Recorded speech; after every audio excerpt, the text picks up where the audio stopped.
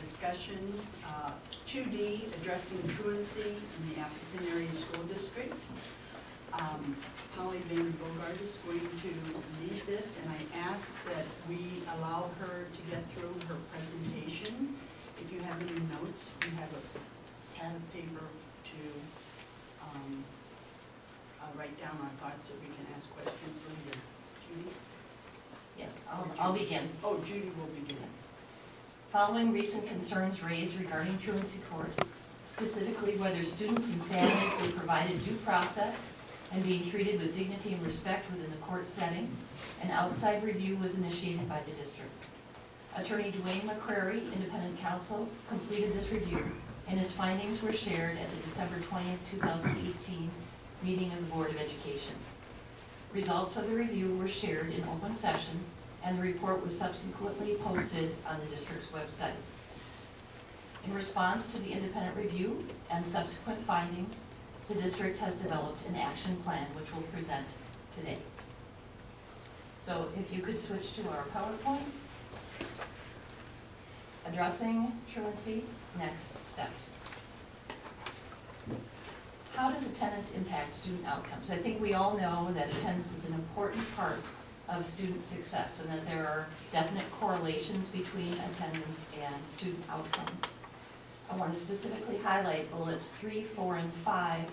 Students who are chronically absent in kindergarten and first grade are far less likely to read proficiently at the end of third grade. And we know that reading proficiently by the end of third grade is a huge gatekeeper for success in later grade levels. The fourth bullet, by sixth grade, absenteeism is one of 3 signs that a student may drop out of high school. And the next one, by ninth grade, regular school attendance is a better predictor of graduation rates than 8th grade test scores.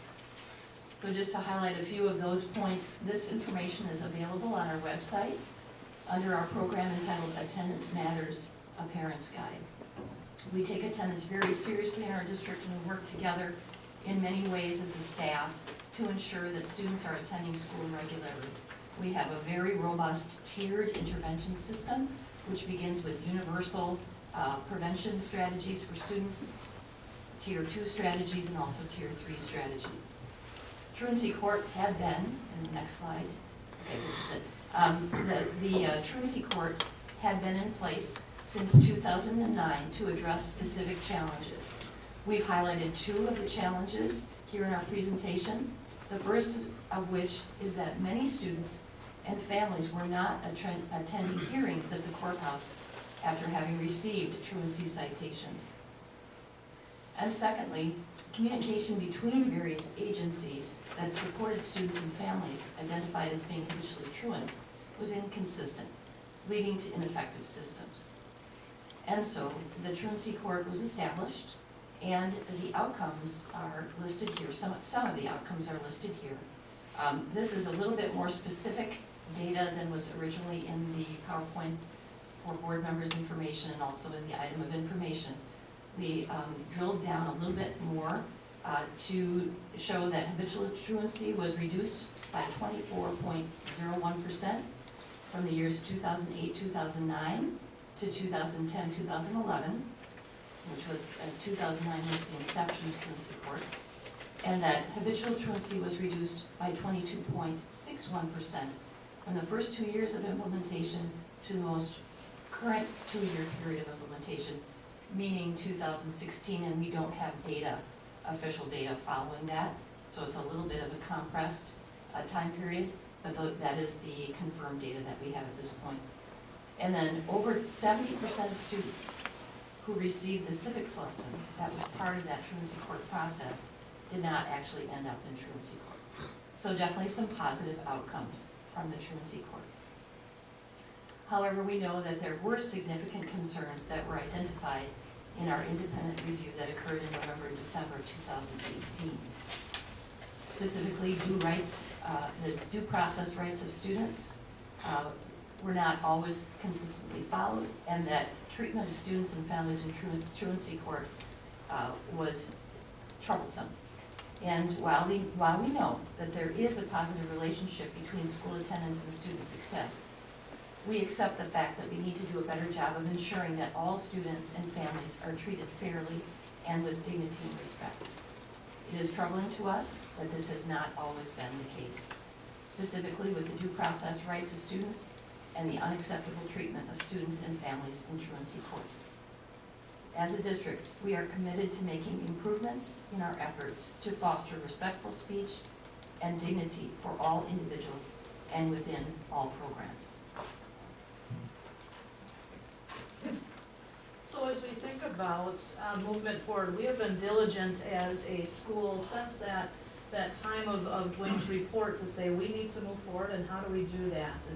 And we have some short-term action steps just for awareness of what we have been up to in terms of, we've been meeting with building leaders to say, what questions do you have, to share the feedback, to gather information, to problem solve. You know, there are certain students, how do we problem solve together to think of a different way to meet the needs? So we've been diligent meeting with our administrators to answer any questions, to seek their feedback. We have moved truancy, the idea of truancy, over into the student services department. So as we restructured in July, school climate fell under the student services department, which is what I lead. And so it makes sense to move truancy into that as well. So that will fall under the student services department, which I do lead. I've been working with community partners to say, you know, how can we continue to partner? How can we continue to be innovative? How do we meet the needs of our students, families, our community members, knowing that it's important to have students in school for regular attendance? What other innovative ways can we think of? How do we continue to move forward together? And again, developing current plans for students that are currently facing some challenges. So how do we work with our buildings? They are working really hard to continue to get kids to attend school. And they continue to do so proactively, but how else can we brainstorm? And so since we've had the report, multiple steps have taken place to move this process forward. So wanted to let you know in the short term what we have been up to. As we think about moving forward, one of the pieces that our independent consultant did recommend was a truancy task force. And that would be something we would like to move forward with the idea it's a collaboration of community members and partners to support our students and families. Again, importance of regular attendance, importance of getting students to school. We need that collaboration. We need our partners to support our students and families. What will that look like? It'll be a representative group, and you see some of those potential. But you notice we'll get to more specifics later on. And then how? We want those members of that task force to come with an open mind, to be collaborative, to be problem solving on what other ways can we reach our students and our families' needs through a group effort, through established norms. So a little bit more about the truancy task force. What is our goal? What is our objective? We need to set those. We need to say, what do we want truancy rates to look like, and then have progress monitoring of that. That could be qualitative and quantitative data. How do we know we're achieving what we set out to achieve, and have that regular progress monitoring? We do need to build background knowledge around attendance laws and guidelines so that all task force members have the same basis from which the school district needs to work from. We also need to review and research new ideas. You know, what is new out there to support regular attendance? But then also seek what are other area districts doing, or districts with the larger school districts. How are they combating truancy from their lens, and what is their data to support that? We want multiple perspectives from community members, invested agencies, the city, the school personnel, and the key to me is that fidelity check, that consistency and that fidelity check to make sure, as Judy had mentioned, those due process rights are upheld, and that our students are being treated with dignity and respect. So fidelity checks for consistency and for progress will be critical as we move forward. You see a timeline. We are hoping by the end of January to have some membership within our task force, and with then meeting dates to follow.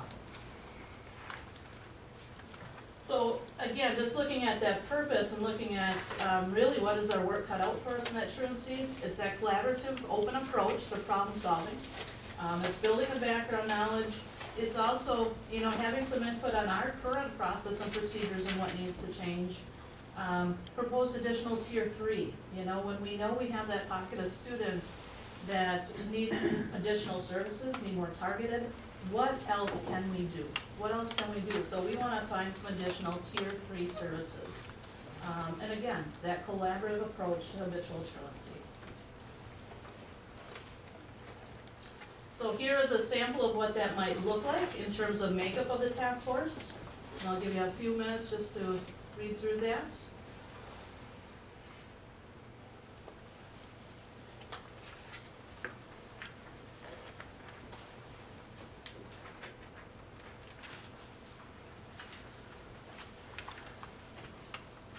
you can see it's a representative group, from community down to parents and families, down to students.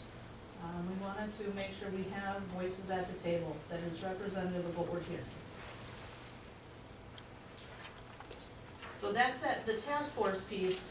A piece we also have to look at is our own internal review of ASC process and procedures. So we want to review all of our legal letters and notices that we send to families. So we'll be using Attorney Gerbig to support us with that, but collaborate with the city attorney, Mike Frisch, who works with those SROs to support truancy. Make sure we're all feeling good and confident about how we're moving forward. But also the legal piece of that. There are the state statutes that we need to still work within. We want to make sure that we're addressing areas of documentation, evaluation per state statute. So what that means is that due process piece of, have we done our due diligence to look at the needs of our students to say, if there are other challenges that they're facing, have we taken a different avenue to address those? Is there a different avenue we can address? So if we know there's challenges around mental health, what else can we do prior to, before, in place of sending a student through the judicial process, okay?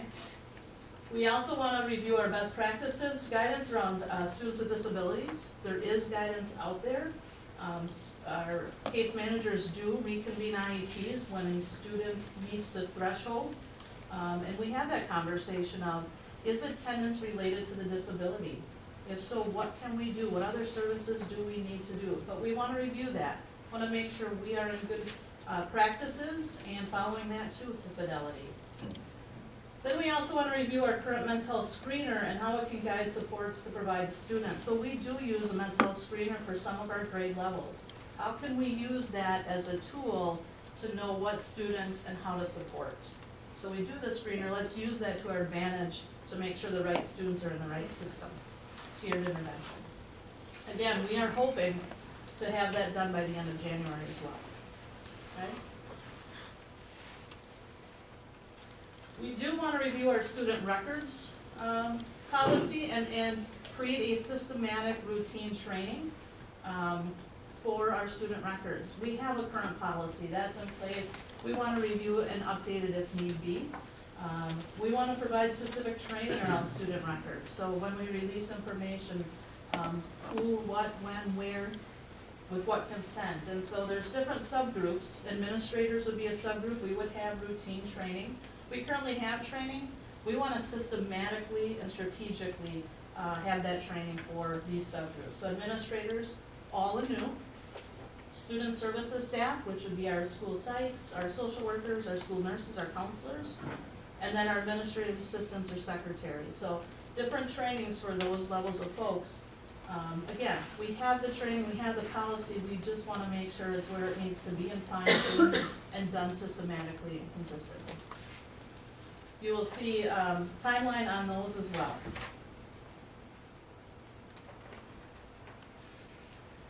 Another piece we'd like to do is review our current staffing. We want to look at ways to designate a district attendance or truancy advocate who can solely focus on attendance and truancy. Right now, everyone's doing the best they can, but do we need to look at what people do, and is there an allocation we can devote to truancy and attendance for that purpose only? We want to look internally at what we have, and does that need to be additional, or can we just restructure and reorganize based on current practices? Then also, we're in the phases of making sure each school has a full implementation of school attendance, their school attendance team. So as our assistant superintendents are meeting with our building principals, we're checking in, making sure they do have that attendance team.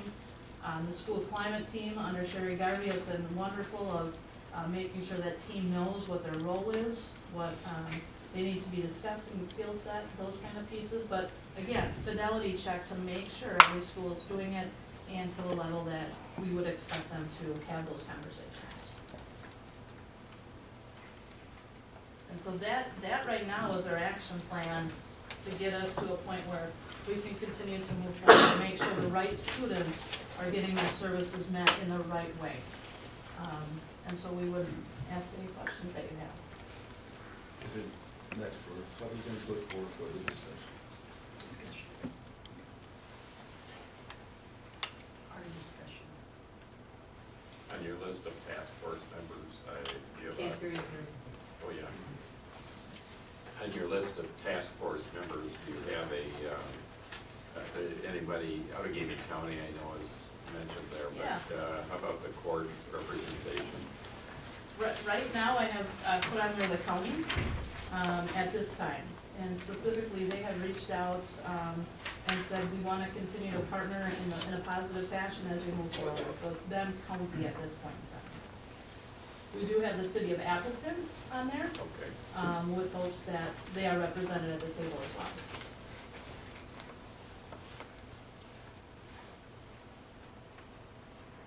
The concern for me is achievement gap, reducing it, and so I've got to believe that engaging kids that are absent will help them learn better and help improve their outcomes and reduce that achievement gap. So I see a connection between this effort and the achievement gap, and I'm very interested for that reason.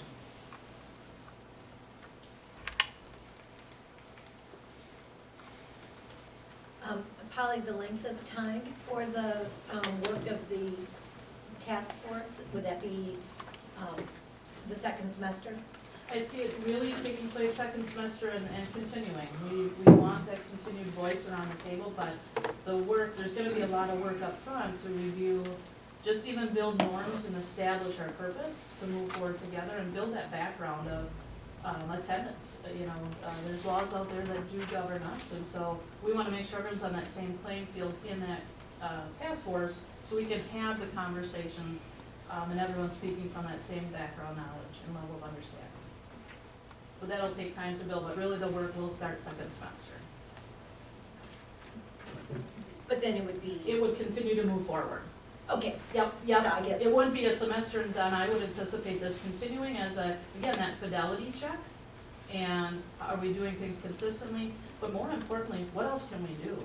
Is there other tools, other resources that we can create to give one more avenue for each student prior to that judicial system? I just have a comment to make, not a question. We spent a lot of time as a board earlier in the fall discussing our vision statement and revising the vision statement for the board. And a lot of that had to do with placing an even greater emphasis on collaboration with students, families, and community along with staff. And looking at growth in terms of social, emotional, and academic. So I really appreciate that moving forward, you are taking a very collaborative approach. I think that's fitting with our vision, that you are including both students and families in this task force. So I appreciate that, because I think any program or initiative of this district, if it doesn't reflect our vision statement, it doesn't belong here, no matter what its results. So thank you for doing that. I support the continued study of this matter through the committee. I think that's a responsible, deliberate way to proceed. The question I have is, truancy is a very damaging experience for kids, both in the immediate, during their high school career, but as adults. And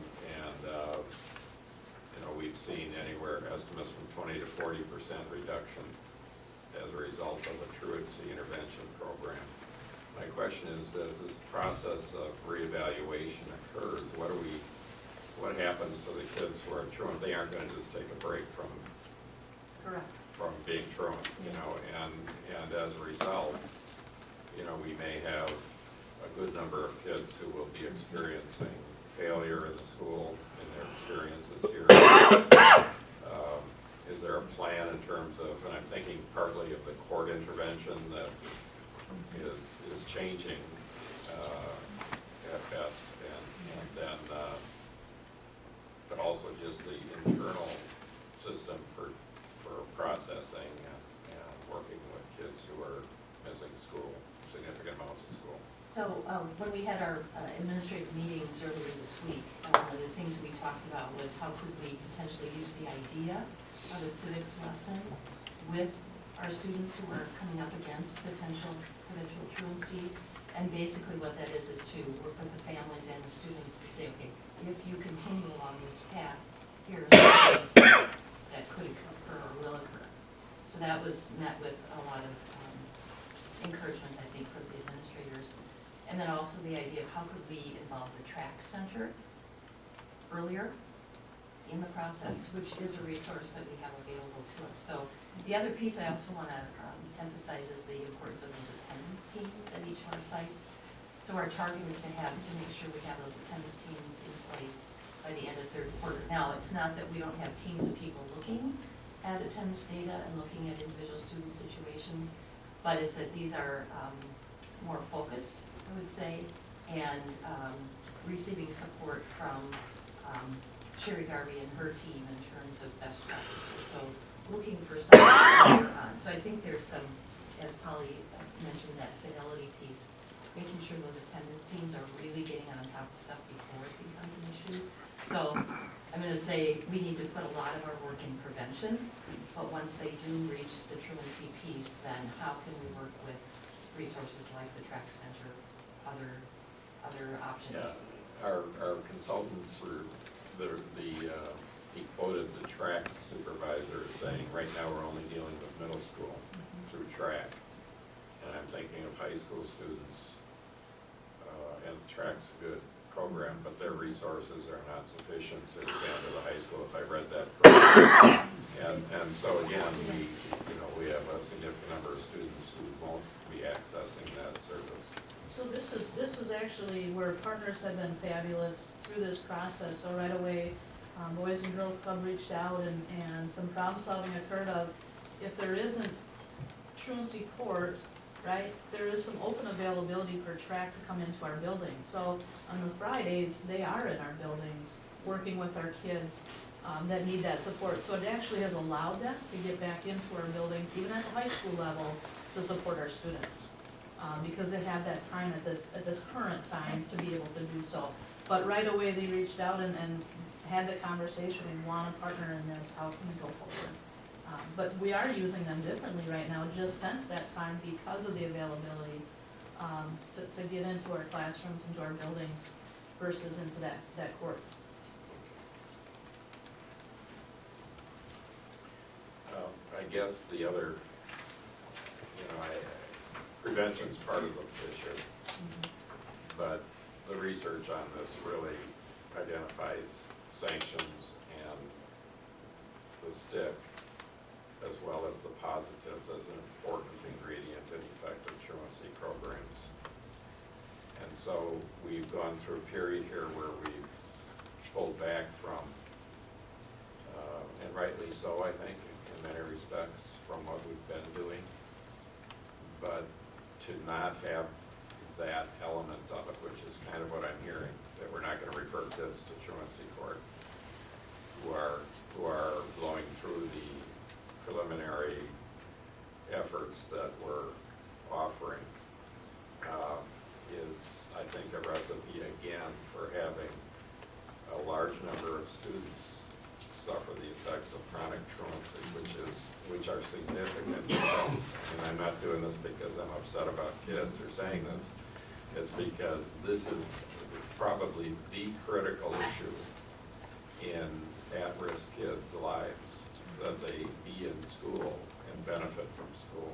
And so I'm concerned that for a year while we're studying this, we're setting a environment that's gonna result in far more truancy and far less success for kids that need success desperately for their futures. Yeah, and to clarify, I just wanna make sure is there still is a judicial process system. It's not in our buildings, there still is a judicial system. We have to make sure we have fidelity and the right kids in the right places. But the process is still Absolutely. there to pursue if it's the right students. We have to make sure that fidelity check is there before that would occur. Yeah. Yeah, there's a Center for Student Engagement, and I think I shared some of their research, which is kind of the national resource, I believe, for truancy research. And they have some very pertinent things for this task force to review as they study it. So I appreciate the thought and the process that you've used to review this issue. It's been a good process. But I still have questions. At least he saved them to the end. I followed directions. To that point, it's kind of just reflecting on it. First and foremost, I definitely want to commend you all for really digging into this and moving forward, because we have to move forward. And I've said it previously, and I will say it publicly, this process that we have now, and even the one that we had prior to this issue essentially blowing up, is there. And I said, in part, we as a school district are at fault because, as Polly just stated, and even the investigation revealed, to Barry's point, if we had the right kids, having been through the entire process consistently, truancy in and of itself would have been reduced with those kids prior to being put into the court system. Because there's testimony of people who, in fact, have had those underlying issues, autistic, mental health, documentation, reflecting, and that was there prior to. So I believe that it's important for us as a school district to, and with the ability to move forward, is to not think that we weren't already successful in having a plan in place. It's just that we were not successful in following that plan. And if we're able to acknowledge that and actually recognize that, you know, the court system, specifically the judge, McGinnis, is not at all at fault in this system here. It does fall in the lap of us as a school district as well. And as we're moving forward, I believe that we will be successful without doubt, because now that, according to testimony that was provided, now that resource of just, okay, being quick to write a citation that was testified by some of our collaborative partners, we have the ability to make sure that with poly supervision, that we're actually taking them through that process, taking them through the screening process to ensure that those underlying issues are actually addressed. So in that addressing the underlying issues, and that ensuring that we actually have the right kids that will eventually, because we all know that you're gonna have some who, as Barry put it, will blow through the process and don't care, and who will need to be standing in front of a judge because they just refuse to actually follow through even with those resources being provided. But we have to have, I believe it's critical, especially based off the testimony of kids who have testified, and some who are even here today, to want to commit suicide based off of treatment in the court system, and likewise treatment with the school system. This specific system has to be, and I believe it's important to really highlight that with the committee that we're going to put in place, to ensure that we are actually addressing true underlying issues at every checkpoint. Make sure that they are addressed at every checkpoint. And have a, I believe, important 100% compliance when you start looking at testimony to having actually attempted suicide. To have a 100% checkpoint that this kid meets the criteria. And for clarity, because it's important, a lot of people are confused with the terminology of truancy. We're not talking about the kid who's coming to school disrespecting our teachers and spitting on them and cursing them out and treating them like trash, even if they do come from traumatized backgrounds. That type of behavior has to be dealt with immediately. It's a disciplinary system. So I believe that it's important for us to be clear, even for the community, that we're not talking about letting kids come in here and do what they want to do and disrespect our educators. Those kids who do that, even after addressing the underlying issues, and in the process of our kids' safety, our teachers' safety is critical. We can't just have that. But specifically with the truant issues, those underlying issues that do exist and have been testified to existing for a homeless parent or a homeless kid who has a parent who's running from an abusive relationship in a harbor house. For us to try to wrap around and see what type of support resource that we can get to get them to school because they lack the transportation to get there, if we have that ability. It's not our job to say that we're going to provide you transportation, but I think it's our due diligence to make sure that there's underlying issues, whether they're coming there late or didn't get there, to make sure that we address that before we say, okay, here's your citation, let's traumatize you more, just go to the system that is already existing. So my address is very clear. The system that we have in place and have previously, and the one that we're moving forward, I believe that it's critical that we do our due diligence to make sure that we as a school district, one, I personally take ownership because I'm a part of the school district, been here for 8 years. I take ownership of the failures that we've had regarding not following what we already have in place. It's not Mark McGinnis's fault. You get overwhelmed, as Polly stated. We want to make sure that we have the resources and the support to make sure that Polly's not the one who has to manage this by herself, but she has the team to support, because you can get overwhelmed trying to do a job for everybody else, and you miss things. Human error happens. And if one judge is dealing with all of the kids, primarily, that stuff is overwhelming, and especially if a lot of those kids are the wrong kids in the first place. So we have to ensure that, one, and I'm publicly acknowledging our error, because I feel that the judge can become the fall guy in our school district, not accept responsibility. And I'm saying that we do, in part, have responsibility in this, and we do had previously, and now moving forward, we want to make sure that we are actually going through that process to make sure that there's no question in my mind that little Johnny, who was truant, is in fact truant, and he doesn't have some sort of socioeconomical issue or some sort of disability that's prohibiting him from getting here, that has not been addressed.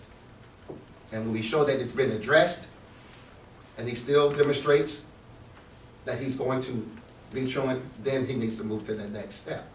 That process is important. But I do want to, again, commend you all, because I really believe that there is a heartfelt effort, even prior to it, to do what we need to do to make sure that we're addressing the needs of all of our kids. But overload, in the easy way out, from a perspective of, here's a citation. And for me, it's important because those relationships are critical.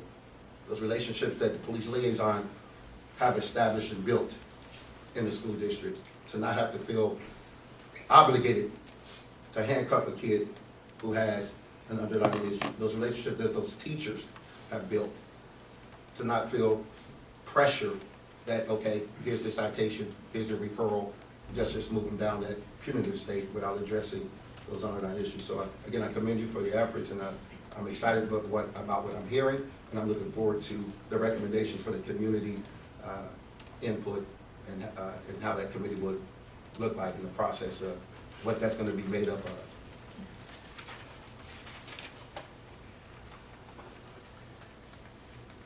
guess I would like to commend you, and I don't want to correct the things that I would disagree with Alvin, but there are many. I would like to commend our staff for the efforts that they have put into this process for a decade and more, and the prevention efforts that are effective.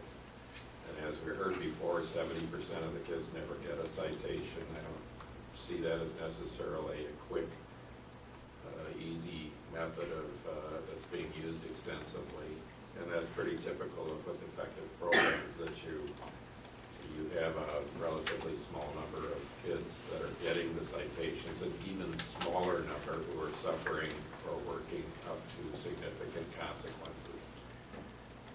There are some issues clearly with what has been happening in Truancy Court, but there are also many good things that have been happening within our schools and within that court, and the dedication of the people that have worked it, including Mr.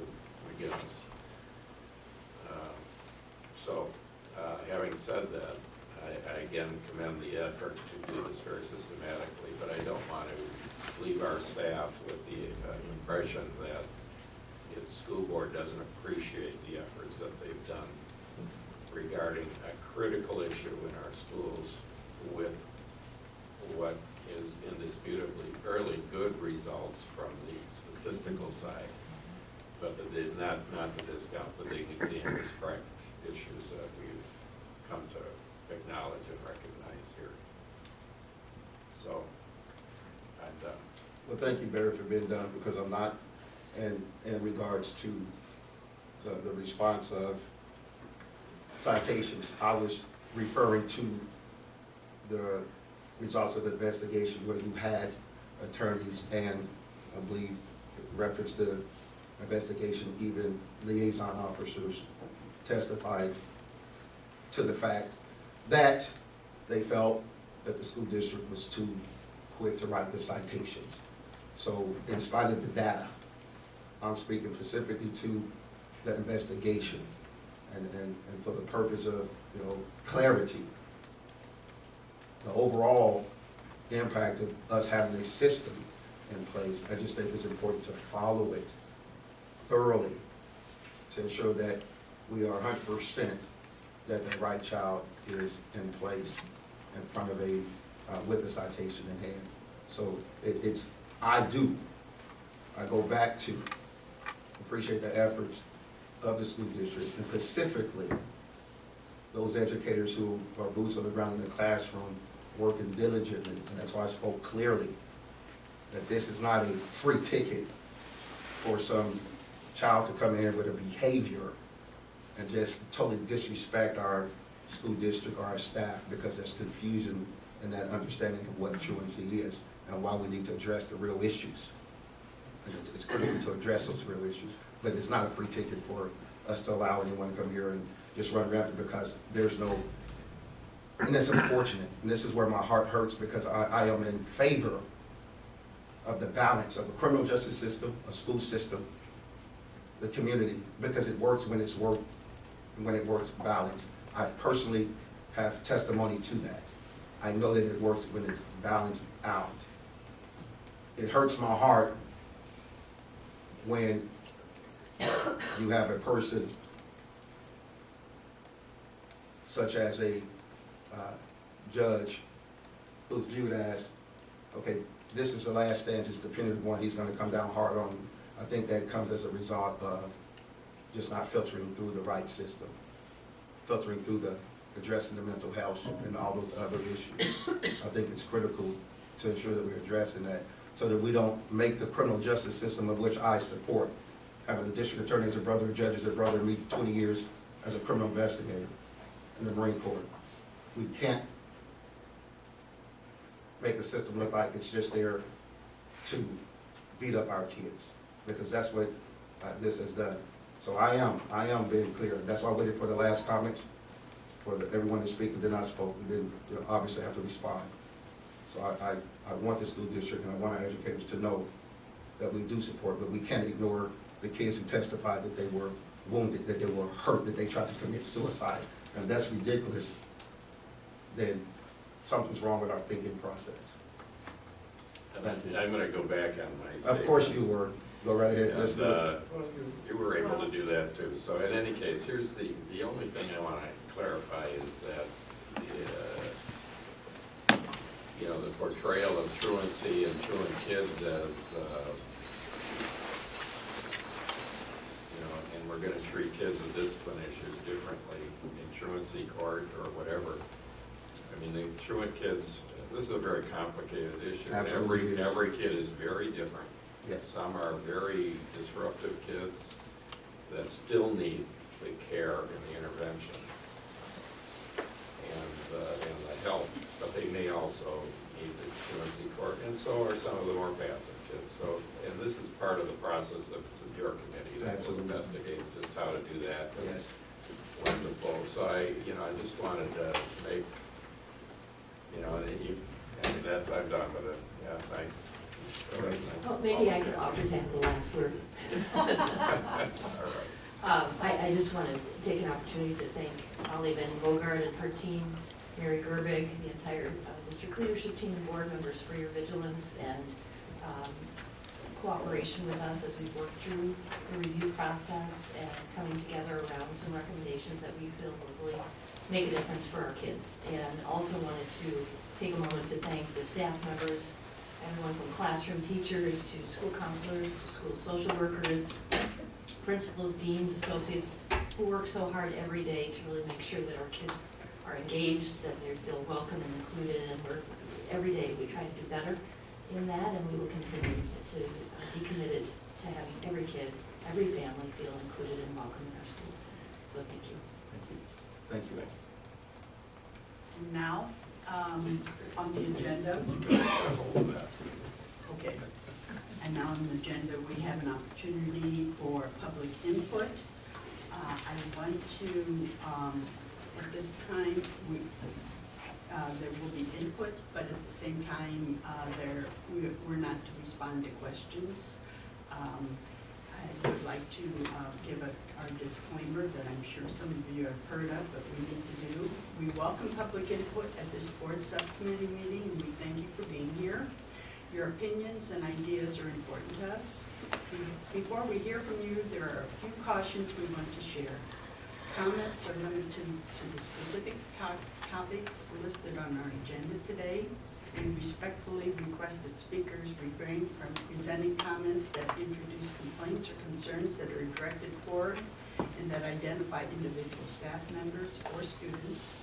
Any person with such a complaint or concern may contact the office of the superintendent for information on the most appropriate means of raising or pursuing his or her complaint.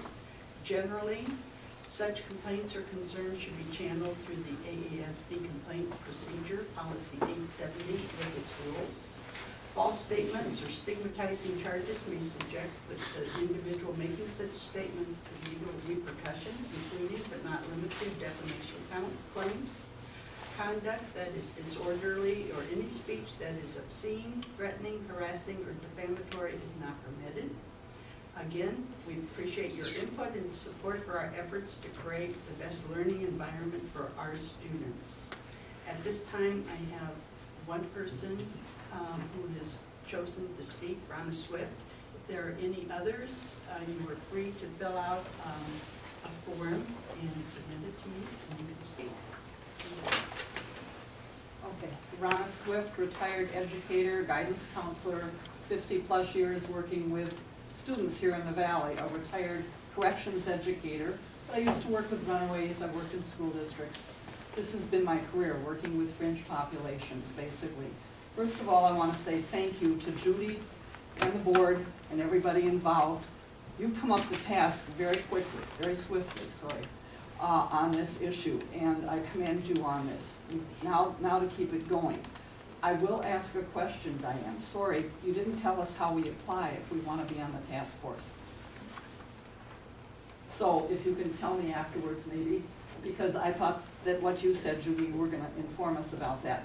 I do have some issues that I just want to make comments on. First of all, in working in the schools, I'm aware that it's not just a single kid that has the issue. It's often the family And so as a guidance counselor, if I had a kid in 3rd or 4th grade, but there was also another one in junior or senior high, we would have a team meeting to look at the issue of the family, and I would recommend that there be some kind of assessment tool for the family system the child is coming from. I think Menasha maybe uses one, but if a kid is truant, look at the family system, and then tying that in with, I didn't hear a lot about the Human Services Department at the county, and I see Jerry left already. But there could be more referrals made there. Unfortunately, the budget is not there with the support services. I personally think that the school district, I know you need more money, I hope it's coming. We need to hire a social worker who would be like what they call a hospitalist. If you go into a hospital, this is a doctor who meets you in the ER or when you come in for surgery and is with you during the entire time, working with the patient and the family and the other doctors. That a social worker type person, not a guidance counselor in the school, but a social worker looking at the overall family system, the child called to your attention, that would follow through on this. And this is something that's going to take time and budget, but this would be extremely helpful. Also, the fact that you're doing the statistical gathering now, I'm still really curious about how many kids over the last 9 years left the district, just plain dropped out of school or whatever, that needs to be documented, and some follow-up with that, I would hope. I'm also thinking that the state truancy law, as I looked at it, I wasn't real comfortable with it. And what I would like to see, and I think might be in the works, is that any child that is truant in the state of Wisconsin in a public school district will not be put in an overnight detention facility like shelter care, if truancy is the only issue and the child has not broken another law. Also, that they will never be put on an electronic monitoring bracelet, which was the sex offenders I worked with at Oshkosh Correctional and drunk drivers for the most part. This was humiliating to the students that had to deal with this. The goal needs to be, Your time is up. well, Thank you. the goal needs to be keep the Excuse me? kids in school. Rhonda, your time is up. Thank you. You can address this perhaps with. I've got everything in. evidence. I now have a request from Connie Swift to speak. The name is familiar. We are sisters. But I come before you as the mother and grandmother who's been through the system with a granddaughter that has a disability and has severe anxiety, and that's why she isn't in school. I do thank the school system for what they've done, but I think they really need to get their act together and do more. And look at these kids with disabilities, it's a law. And as you're getting this committee together, I hope that you vet the people that are coming onto the committee so that the people have a reputation of respecting and treating others with dignity. Are there any more?